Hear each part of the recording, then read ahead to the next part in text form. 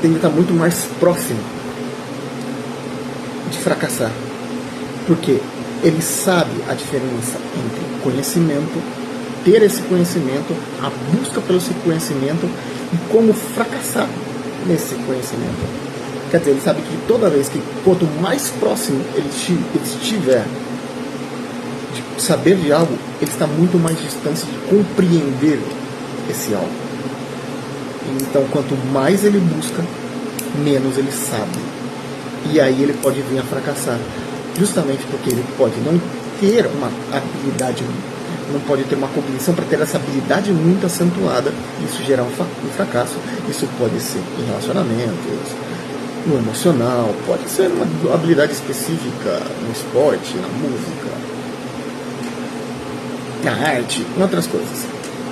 Mas ele entende que ele está muito próximo do fracasso e ele entende que ele não tem compreensão geral. E esse fracasso leva ele a grandes traumas. E esses grandes traumas, principalmente em relacionamentos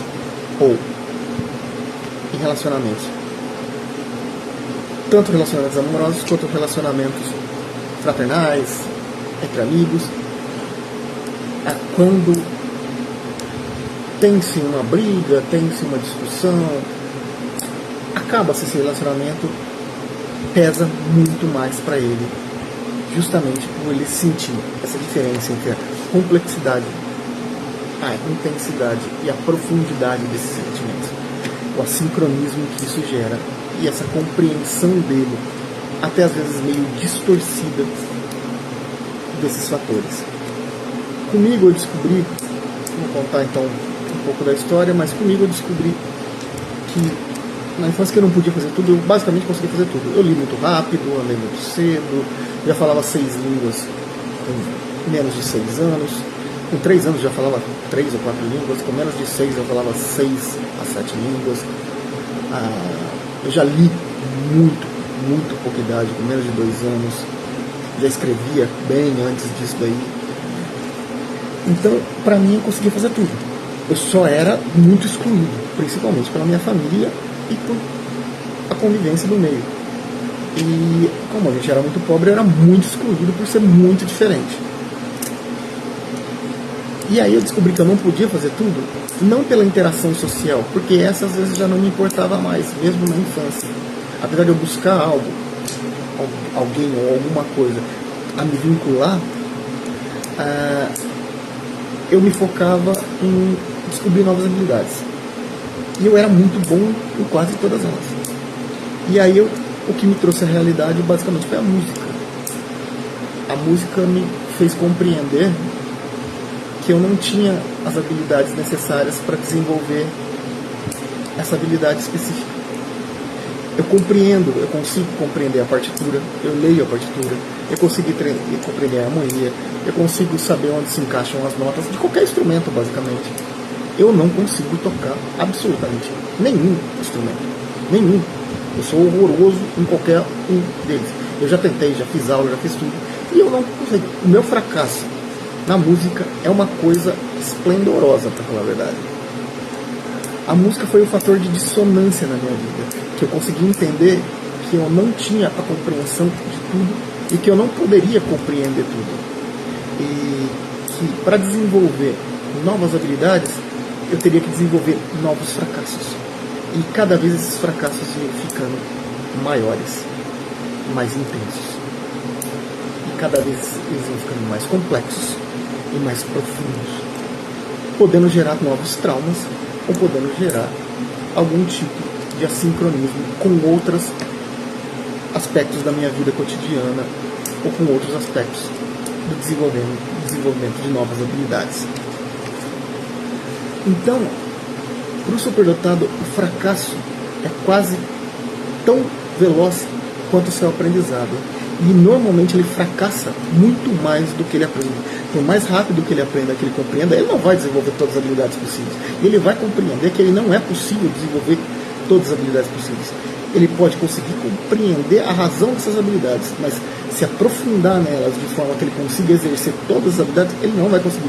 E aí ele fracassa e fracassa muito. E continua tentando, e vai fracassando, e continua tentando, e vai fracassando. E isso num relacionamento acontece muito com o superdotado. Porque ele vai tentando e vai fracassando, vai tentando e vai fracassando. Justamente ele achar que consegue trabalhar esse aspecto e não consegue.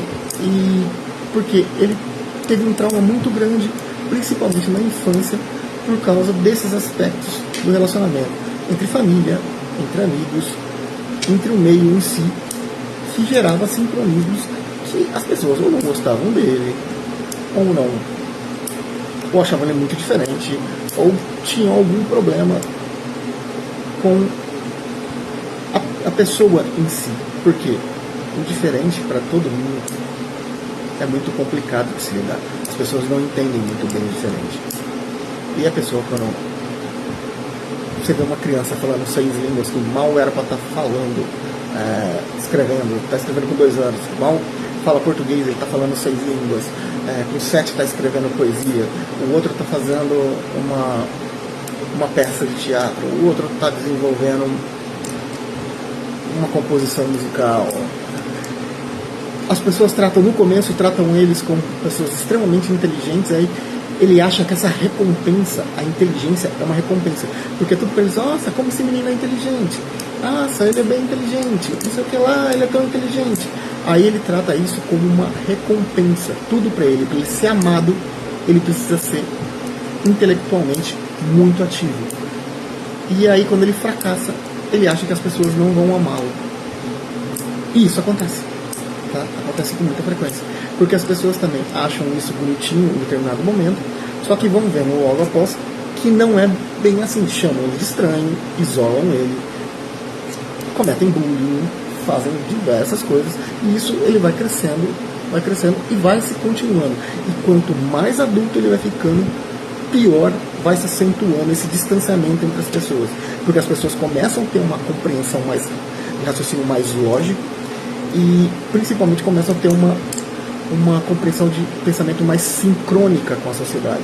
Essa compreensão mais sincrônica com a sociedade nada mais é que pensar de forma totalmente igual a todos os outros. É uma teoria da manada.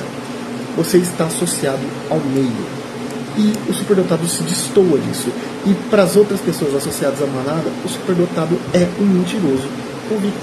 Porque eles não conseguem compreender a capacidade dele de ser superior em várias habilidades, porque eles não conseguem transitar por essas habilidades. E na média não conseguem transitar muito bem em nenhuma habilidade, eles são medianos em todas elas. Isso pode acontecer com pessoas com QI até acima da média, tá? Fazer isso com o superdotado, porque eles só são ligeiramente acima da média, ou com as pessoas com QI comum. Eles tendem a isolar as pessoas que são diferentes, que se destoam desse meio, para poderem se sentirem maiores, para poderem se sentirem melhores e para poderem se sentir mais confiantes. Então, a superdotação não é uma coisa muito legal. Parece que é um aspecto muito divertido, depende muito do que se enquadra como divertimento ou se enquadra como ser uma coisa benéfica. Se ele foi criado num meio muito favorável, ele vai potencializar esses efeitos da superdotação. Ele vai conseguir não ter muitos traumas e potencializar muito essas habilidades. Agora, quando ele cresce num ambiente que não é favorável, que é a maioria dos ambientes, quase todos, vamos dizer que é uma porcentagem muito alta disso, ele cria novos traumas.